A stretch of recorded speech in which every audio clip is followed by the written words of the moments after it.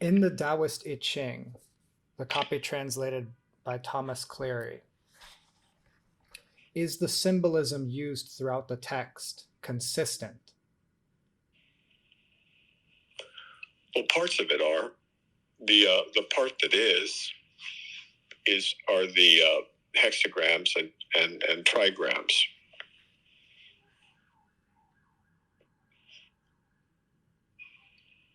Now, I think that it's important to understand that the hexagrams also exist in relation to one another.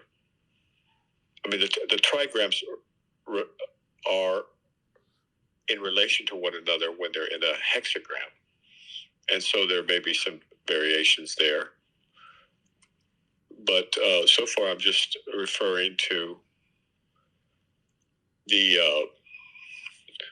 what is it called? The ancient reading, the readings from the line at the very, very top. For example, in Sameness with People, the line I'm referring to is, sameness with people in the wilderness is developmental. It is beneficial to cross great rivers. It is beneficial for a superior person to be upright. So that doesn't change much.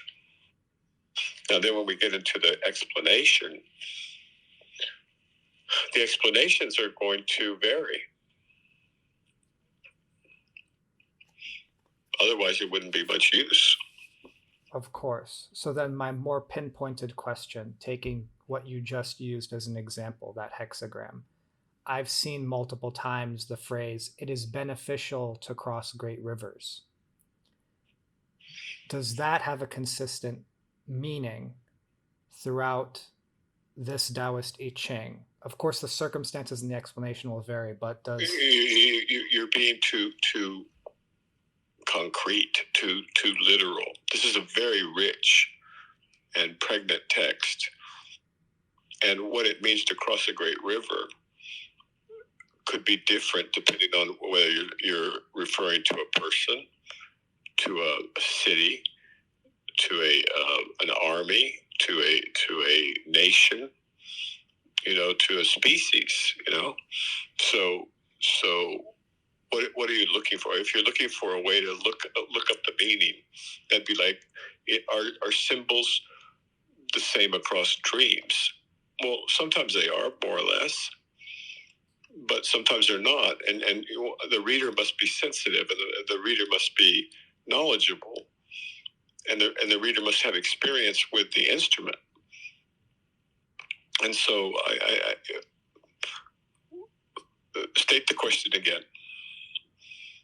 No, I think what you just said was helpful and on point with what I was asking. Okay. Moving on from that, you sometimes recommend that people read multiple books, or books that aren't necessarily all just from the same tradition, depending on where they're at. Correct. These books and these traditions will use symbolism in different ways. Absolutely. So lake in one system might be different from lake in another system. Give me an example. Here's one that comes right off the mind. In the Nagual tradition, or what's the word? Remind me. Toltec. Nagualismo. Nagualismo is probably the best way to. Nagualismo. Yeah.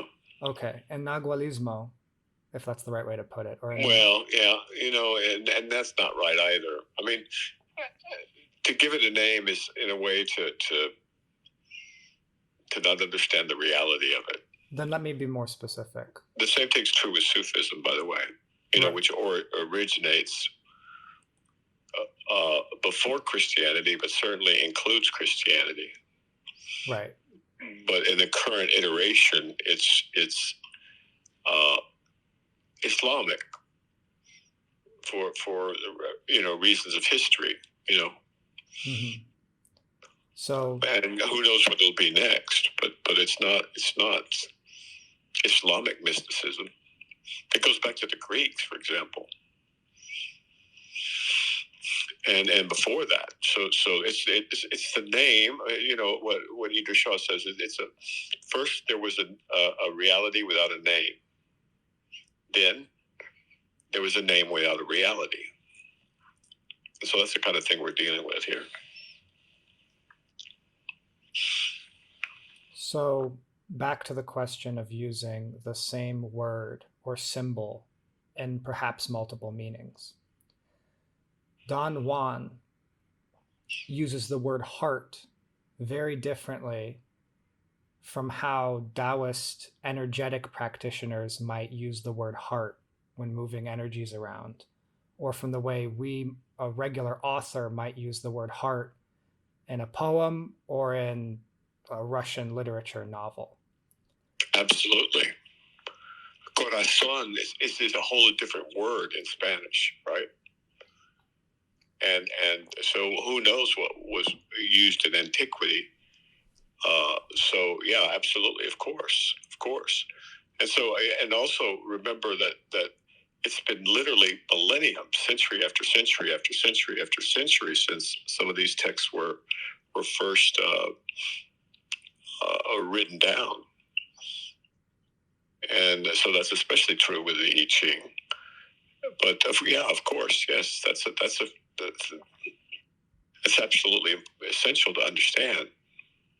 The word soul, for example, in the 60s, soul meant, great music with heart. Music with heart was called soul. So it's like reality itself. It's consistent, but not in the words. Words are just such trivial and horrible little things, They just point in a direction, and it's up to the student to understand how that applies to himself at the moment that he's reading it. What do the Sufis say?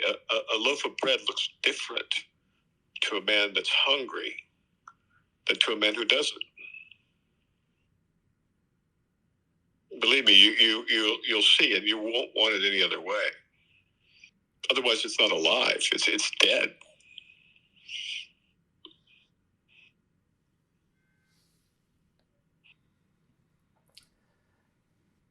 I've been reading some of Wittgenstein's Tractatus, and then before I started reading it, was contemplating words, linguistics, language, and what is actually getting into. Now in philosophy, it's different, right?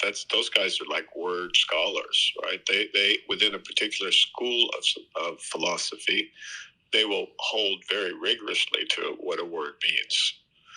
Now Wittgenstein, and this is why he's so important, and why his contribution to philosophy, not to anything else but to philosophy, he just said, you guys are just playing word games.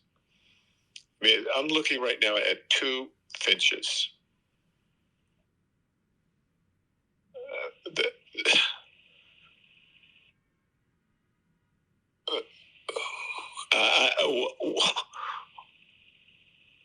What word is going to describe that creature? Finch most certainly doesn't do it, especially not when it's alive and moving. So words are limited and limiting, and the more you learn, the more you'll see how true that is. Words are a hideous way to try and understand our situation, the world, the universe, the mind. Their fingers pointing at the moon. And so one must go beyond the finger to the moon, and then I suppose beyond the moon, right? Or really, really look at the moon and see what's there. And then you'll see that words, by comparison, are so paltry, so pathetic, and so in a way, I mean, you want to get rid, like Wittgenstein said, you want to get rid of them as soon as you can. Wittgenstein also said famously, that whereof we cannot speak, we must remain silent. or Right. something like that. You can get the direct actual quote, but he says you have to be silent right on that. But here, these lovely ancestors have they're trying to teach, but it's very, very hard with all these words, but what else are you going to use? The Buddha used the flower. Imagine that these days. Okay, I'm going to explain the Dharma to you. Here it goes. And he holds up the flower. So yeah, it's a perennial problem.